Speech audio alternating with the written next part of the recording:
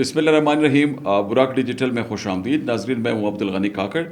آج ہم pod cost پہ ناظرین بلوچستان میں صوبائی دارالحکومت کوئٹہ اور صوبے کے ایک اور دور افتادہ علاقے شیرانی میں سیکیورٹی فورسز نے جو ایک کارروائی کی ہے, بڑی اہم کارروائی, جس میں فتنہ الخوارج کے کئی اہم جو ہائی ویلیو ٹارگٹ سے نیوٹرلائز کیے گئے ہیں, اس پر گفتگو کریں گے. اور اسی طرح دو تین اور اہم ایشوز ہیں, جن میں ایک ایشو تو یہ ہے کہ بلوچستان میں جو سرگرم ایک کالعدم دہشت گرد تنظیم ہے بلوچ لبریشن آرمی, اس تنظیم کے اندر ایک اور فیکشن کے حوالے سے ابھی اطلاعات سامنے آئی ہیں.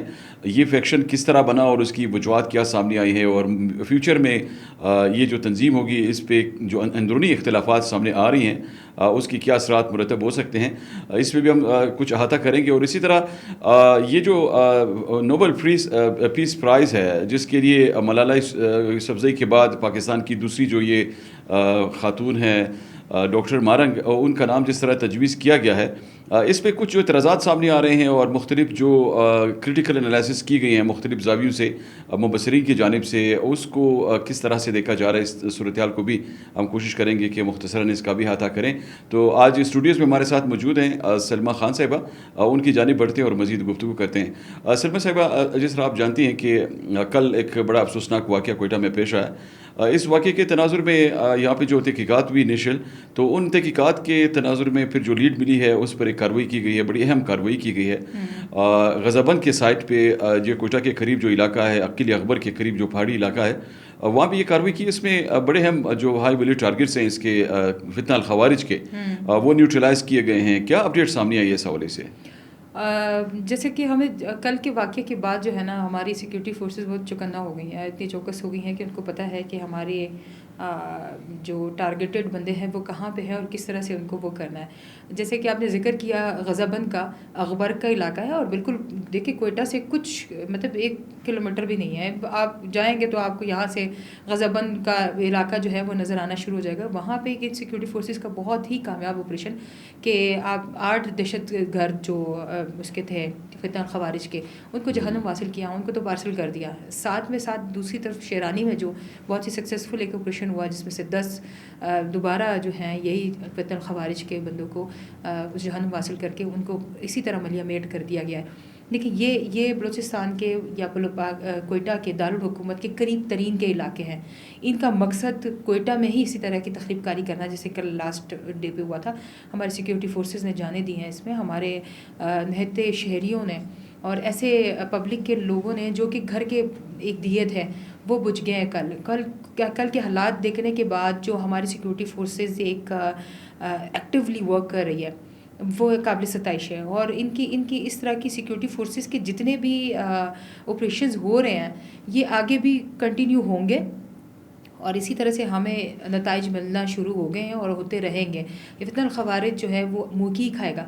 ہمارے ایک نوجوان نے کل کے واقعے میں 16 منٹ میں ان سارے فتنہ الخوارج کا خاتمہ کر دیا. آپ دیکھیں اس چیز میں ان کو اتنا سوچ لینا چاہیے کہ ہماری افواج پاکستان یا ہمارا سیکیورٹی ادارے اتنے کمزور نہیں ہیں کہ آپ ان کے گھروں میں گھس جائیں گے اور آپ ان کو نقصان پہنچانے کی کوشش کریں گے. یہ صرف ان کے وہ عزائم ہے, صرف دہشت پھیلانا ہے, لوگوں میں خوف و ہراس پھیلانا ہے, ڈی اسٹیبلائز کرنا ہے بلوچستان کو, گورنمنٹ کو. تو یہ صرف ان کے ایک ناکام حربے ہیں, کامیابی ان کو کہیں پہ بھی نہیں ملے گی. اچھا, کل یہ جو یہاں پہ تحقیقات کی گئی انیشل انویسٹیگیشنز جو ہوئی ہیں, جو ڈیٹیلز انفولڈ ہوئی ہیں, اس میں یہ پتہ چلا ہے کہ یہ ان کے بھی لنکس جو افغانستان کے ساتھ اسٹیبلش ہوئے ہیں, ان کی جو فیسیلیٹیٹرز تھے ان کو وہاں سے وہ مینٹین کر رہے تھے, ان کے یہاں پہ اسٹرکچر کو کس طرح انہوں نے پلان ایگزیکیوٹ کرنا ہے. اور پھر اس کے ساتھ ساتھ یہ جو اسلحہ اور گولہ بارود برآمد ہوا ہے ان کارروائیوں کے دوران, وہ بھی اطلاعات یہ ہیں کہ اس میں جو سوفسٹیکیٹڈ ویپن ہے خاص کر وہ بھی امریکی ساختہ اسلحہ ہے. تو اٹ مینس کہ افغانستان سے جو چیزیں سامنے آ رہی ہیں, جو خبریں آ رہی ہیں, افغان حکومت اس پہ کوئی اثر نہیں ہو رہا اور وہ اسی طرح مسلسل اپنی سرزمین الاؤ کر رہی ہے. عبدالغنی صاحب, ہم نے پہلے اس پہ آپ کے ساتھ ہی اسی بات پہ ہوئی تھی کہ وہ 4 فریقی جو ہم لوگوں کی ایک ٹیبل ٹاک ہوئی تھی ان کے ساتھ, جس میں افغان حکومت سے ہم نے بارہا یہ ایک درخواست کی تھی کہ آپ کی سرزمین جو ہے وہ بلوچستان میں یا پاکستان میں دہشت گردی کی مد میں استعمال ہو رہی ہے. وہ اگر اس چیز کو پازیٹیو نہیں لے رہے ہیں تو وہ ان کا اپنا ہے, لیکن ہم نے اس کو بہت سیریس نوٹ پہ لے لیا ہے. ہم اس کو بہت سیریسلی دیکھ رہے ہیں. کل جو دہشت گرد مارے گئے ہیں ان کے چہروں سے ہی پہچان ہو گئی کہ وہ کون ہے. اس کے بعد ان کی جب انویسٹیگیشن کی گئی, اب فرانزک رپورٹس آئیں گی, ابھی تو دیکھیں گے آپ, ان سے جو اسلحہ برآمد ہوا وہ امریکی ساختہ وہ 2021 کا انخلا کے بعد کا چھوڑا ہوا اسلحہ جو افغانستان میں چھوڑا تھا, آج وہ پاکستان میں یوٹیلائز ہو رہا ہے. کیوں ہو رہا ہے, کس وجہ سے ہو رہا ہے؟ کیا افغان حکومت کو اس ٹائم میں سوچنا نہیں چاہیے کہ وہ ہمارا ایک برادر ملک ہے, اس کو پاکستان میں اگر استحکام چاہیے, پاکستان میں استحکام ہوگا تو ظاہر ہے اس کے ہمسائے ملک میں بھی استحکام ہوگا. یہاں پہ ڈی اسٹیبلائزیشن ہوگی تو وہاں پہ بھی بدامنی کے لیے ہوا چلے گی. دہشت گرد تنظیمیں, علیحدگی پسند تنظیمیں یا شر پسند تنظیمیں وہاں پہ کام کر رہی ہیں, اور یہ شواہد ذرائع سے معلوم ہے, ہمارے پاس ذرائع سے ثبوت اس کے خلاف پڑے ہوئے ہیں کہ یہ وہیں سے آ رہے ہیں اور وہیں سے استعمال ہو رہے ہیں. اچھا, اس میں کوآرڈینیٹڈ اسٹریٹجی بھی سامنے آئی ہے, یہ بھی کنفرم ہوا ہے کل کی تحقیقات میں, انیشل جو انویسٹیگیشنز بھی ہیں, جو تفصیلات سامنے آئی اس میں یہ پتہ چلا ہے کہ یہاں پہ جو حملے ہو رہے ہیں, اور ابھی ایک نیا جو ایک ویو ہے دہشت گرد حملوں کا, اس میں اس سے پہلے تو امریکی جو CIA ہے اس کے کچھ سابقہ اہلکاروں نے دعویٰ کیا تھا کہ یہ کوآرڈینیٹڈ اسٹریٹجی کے تحت چل رہے ہیں یہاں پہ بدامنی پھیلانے کے لیے. تو یہ کل والا حملہ جو ہے اس سے بھی کوئی ایسے اثرات سامنے آئے ہیں کہ کوئی کوآرڈینیشن نہیں ہوگی تو کچھ بھی نہیں ہو سکتا ہے. آپ کوآرڈینیٹڈ کی بات کرتے ہیں, یہ تو کوآرڈینیٹڈ تھا, کوآرڈینیشن تھی تو یہاں تک پہنچے ہیں. This is sensitive area of Balochistan, یہ سینسٹیو ایریا آف کوئٹہ. آپ FC ہیڈ کوارٹرز کے اندر گھسنے کی ہمت کیسے کر رہے ہیں؟ آپ کوآرڈینیٹڈ نہیں دیکھ رہے ہیں اس کو, کتنی کوآرڈینیشن ہے یہاں پہ, اور کتنی اور ان کی چیزیں نکل کے آئیں گی. بلوچستان گورنمنٹ نے اس ٹائم میں جو بہت بڑا اسٹیپ اٹھایا ہے کہ ان کو ختم کرنا ہے, نو مور ٹاک, ختم کر دیں. دیکھیں ہمارے نوجوان, ہمارے شہری جو ہے وہ اپنی خونوں کا نذرانہ دیں گے بلوچستان کو, کوئٹہ کو بچانے کے لیے. ایسا تو ممکن نہیں ہے. آپ اگر ہم لوگوں کو سامنے للکار رہے ہیں تو پھر آئیں, پھر مقابلہ کریں گے. ہم اچھا, کچھ لوگ یہ کہتے ہیں, یہ کچھ سیاسی زاویوں سے کچھ بیانات جو پوائنٹ اسکورنگ کے لیے اکثر کیے جاتے ہیں, وہاں سے یہ موقف سامنے آتا ہے کہ جی آپ ٹیبل ٹاک کریں. تو ٹیبل ٹاک کس سے کی جائے؟ ٹیبل ٹاک تو اس سے ہوتی ہے جس سے جو آپ کی اسٹریم کو مانتے ہیں, جو آپ کی ریٹ آف لا مانتے ہیں. تو یہ تو وہ لوگ یہ تو کہتے ہیں کہ ہم انڈیا کے وہ ہیں, حمایتی ہیں, ہمیں آزادی چاہیے. تو آزادی والوں سے کیسی بات کی جائے؟ سر دیکھیے, وہ تو آپ مانتے ہی نہیں, بات کیسے ہوگی؟ وہ تو آزاد بلوچستان کہہ رہے ہیں نا, وہ تو کہہ رہے ہیں کہ ریپبلک آف بلوچستان ہے. ٹھیک ہے, ہر بار ان کے منہ سے ریپبلک آف بلوچستان نکلتا ہے, آزاد بلوچستان کا نعرہ یہ لوگ لگا چکے ہیں. اس جگہ سوچنے والی بات یہ ہے کہ جب یہ بلوچستان کو پاکستان کا حصہ ہی نہیں مانتے تو پاکستان کیوں ان سے ٹیبل ٹاک پہ بات کرے گا؟ وجہ کیا ہے؟ دیکھیں, یہ غدار ہیں, یہ دہشت گرد ہیں, یہ ملک کے اپنے نہیں ہیں, تو ان کو ختم کرنا ہے. ان کا صرف اور صرف حل یہی ہے. ٹیبل ٹاک آپ والی بات کس سے کریں؟ ہم کس سے کریں؟ ہمارے سیاسی عمائدین سے, قبائلی عمائدین سے, یا وہ دہشت گرد تنظیموں کے ساتھ جو ان کا ساتھ دے رہے ہیں, کہ جو ان کے ساتھ سہولت کاری میں بالکل ساتھ میں ساتھ کھڑے, اپنے گھروں کو مہیا کیے ہیں, اپنی چیزیں ان کو دی ہوئی ہیں. تو آپ کس طرح سے ان کو وہ کریں گے؟ ٹیبل ٹاک کے لیے ہمارے پاس بیٹھیں گے, کبھی نہیں کر سکیں. اس میں سلما صاحبہ, یہ جو ابھی کچھ تفصیلات ایسی سامنے آ رہی ہیں کہ یہ جو دہشت گرد تنظیم ہے کالعدم بلوچ لبریشن آرمی, اس کے اندر یہ جو دوسرا ایک فیکشن بنا ہے, ان کا جو ایک سو کالڈ کمانڈر مارا گیا افغانستان میں ہیلمند کے علاقے میں, کیپٹن جو تھا کوئی رحمان گل, تو ان کے نام سے ایک نیا فیکشن انہیں بنا ہے BLAR. تو اب یہ آپ کیا سمجھتی ہیں کہ یہ ان کے انٹرنل جو کنفلکٹس ہیں ان کی وجہ سے سامنے آئے, اندرونی اختلافات اتنی شدت اختیار کر گئی ہیں کہ اب نیا فیکشن بنانا پڑا ان کو؟ سر دیکھیے, کلیئر ہے بات کلیئر ہے کہ یہ اندرونی تضاد اتنا بڑھ گیا ہے کہ BLAR بن گیا ہے تو BLA ABCDZ تک بن جائے گا.